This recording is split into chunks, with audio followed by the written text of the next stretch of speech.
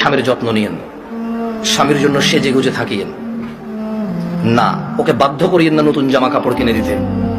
আপনার যতটুকু জামা কাপড় আছে ওখান থেকে সবচেয়ে ভালো জামাটা রান্না বান্না শেষে জোহরের নামাজ পড়ে সবচেয়ে ভালো জামাটা পরিয়েন। আপনার বাসায় যে অমুক তেল লাগবে তমুক তেল লাগবে চুলে দেওয়ার জন্য ওকে বাধ্য করিয়েন না। যেই তেল আছে চুলে যদি তেল দেওয়ার অভ্যাস থাকে ওখান থেকে একটু তেল নিয়ে মাথা আছড়াই নিয়েন। আর আপনার উপস্থিত যে জামা কাপড় আছে ওখান থেকে ভালো জামাটা পরিয়েন। স্বামী যখন ঘরে ঢুকবে মুচকি হেসে ওকে সালাম দিয়ে রিসিভ করিয়েন। ও যদি সালাম দিয়ে ঢোকার জ্ঞান রাখে, যোগ্যতা রাখে, অতটুকু ইবাদত করার যদি ওর মন মানসিকতা থাকে তো থাকলো, আর নাহলে আপনি ওকে রিসিভ করেন হাসি মুখে।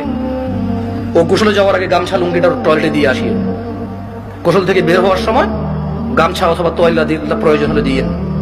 এরপর জিজ্ঞেস করিয়েন ভাত কি খাবে এখন নাকি একটু পরে।